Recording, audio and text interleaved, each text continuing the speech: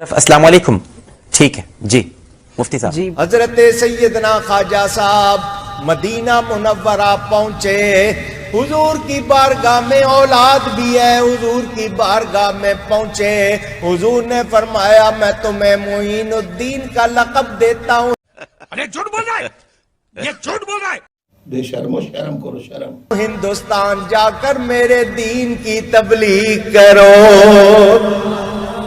ہندوستان جاؤ, وہاں جا کر میرا دین پھیلاؤ.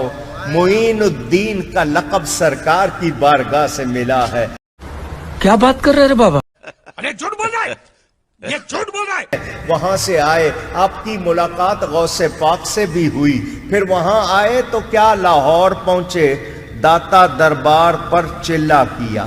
چلا کا مطلب 40 دن وہاں بیٹھے. ہم معلوم ہے تیرے باپ کو مت سکھا, چل. اور جب اٹھے تو کیا کہا, گنج بخشے فیض عالم مظہر نور خدا ناقصارا پیر کامل کاملارا رہنما. رہنے بہت برے لگ رہے. توبہ توبہ توبہ, تھارا موڈ خراب کر دیا. گنج بخش خزانہ بخشنے والے, فیض عالم عالم کو فائدہ پہنچانے والے, مظہر نور خدا, یہ اللہ کے نور کے مظہر ہیں.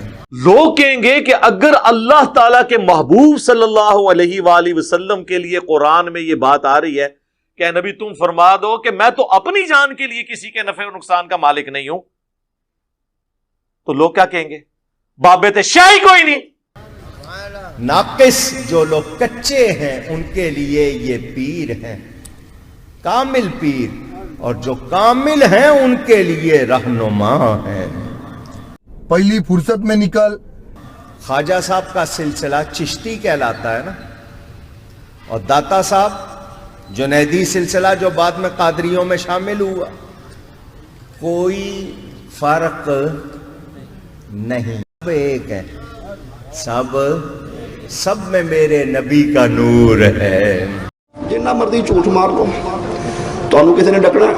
حضرت سیدنا خواجہ غریب نواز رضی اللہ تعالی عنہ وہاں سے چلے راجپوتانہ راجستھان. وہاں بڑے بڑے راجے, ان میں جو پرتھوی راج تھا جس کو رائے پتھورا کہتے تھے, وہ اپنے آپ کو پتہ نہیں کیا سمجھنے لگ گیا تھا. ان سب کا وہ علاقہ بتوں کی پوجا کرنے والے. اچھا, حضرت خواجہ صاحب کے ساتھ 2-4 بندے آپ تشریف لے گئے. ایک جگہ میدان میں جا کے آپ نے پڑاؤ ڈال دیا. وہ راجہ جو تھا اس کے اونٹ چرانے کے لیے لوگ گئے تھے. جب واپس آئے تو انہوں نے دیکھا کہ کچھ لوگ بیٹھے ہیں. ابے جلدی بول, کل صبح پنویل. کون ہو تم لوگ؟ میں جی مسلمان ہیں. یہاں کیوں بیٹھ گئے ہو؟ یہ تو راجہ کے اونٹوں کے بیٹھنے کی جگہ ہے. فرمایا اتنی بہت سی جگہ خالی پڑی ہے, اونٹوں کو وہاں بٹھا دو. انہوں نے کہا تم بحث کرتے ہو, راجہ کے اونٹ یہیں بیٹھیں گے. ابھی مزہ آئے گا نا بھیڑو. حضرت صاحب نے ساتھیوں سے فرمایا ہٹ جاؤ, پھر راجہ کے اونٹ ہی بیٹھیں گے. انہوں نے اپنے اونٹ بٹھا دیے. حضرت تھوڑا فاصلے پہ ہو گئے. اگلی صبح وہ اونٹوں کو اٹھا رہے ہیں تو اونٹ اٹھتے کیونکہ اللہ والے کی زبان سے نکلا, اب اونٹ ہی بیٹھیں گے. یہ تو کہانی چھوٹی ہے, اس تو بڑی کہانی کشف المجوب میں لکھی ہوئی ہے کہ بازید بستامی جب حج کو گئے تو کعبہ ہی غائب تھا. تو وہ اونٹ بیٹھے رہے, اٹھ نہیں رہے. بڑی کوشش کی ہے, مار دھاڑ کی ہے, اونٹ نہیں اٹھ رہے.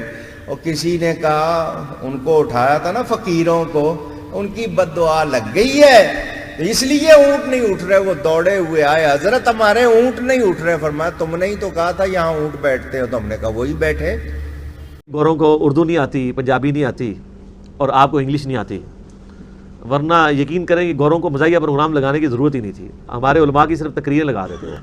تو تم نے ہی تو کہا تھا. ان کا جی لے جانا ہے ان کو, آپ اس طرح تو نہ کرو مخلوق کے ساتھ. فرمایا وہ ان سے کہو اٹھ جائے. آپ نے ادھر کہا, وہ سارے اٹھ کے کھڑے ہو گئے. کہ یہ سارا کا سارا فراڈ ہے. اللہ فرماتا ہے ان کی زبان میں بن جاتا ہوں. جو میرے پیارے ہوتے ہیں ان کی زبان میں بن جاتا ہوں. تو زبان بندے کی ہے بولنے والا استغفر اللہ. ام اتخذوا آلہۃ من الارض ہم ینشرون، کیا ان لوگوں نے زمین سے اپنے لیے الہ معبود مقرر کر لیے، جنہیں معبود بنا رکھا ہے، کیا وہ زندہ کر دیتے ہیں؟ قرآن سوال ہے مجرموں، تم نے اللہ کو چھوڑ کر جس کو اپنا معبود بنا رکھا ہے کیا وہ زندہ کر دیتے ہیں؟ لوگوں نے آج اس آیت کے خلاف بھی عقیدے گھڑ لیے. وہ کہتے ہیں پیر عبد القادر جیلانی بھی مردوں کو زندہ کر دیتے ہیں. قرآن کا دعویٰ کیا ہے؟ زندہ کرنے والا کون ہے؟ مارنے والا کون ہے؟ یہ تعلیم کہاں سے ملتی ہے؟ قرآن حکیم سے. اللہ تعالیٰ ہمیں فہم اور عقل دے اور ہم چیزوں کو صحیح طریقے سے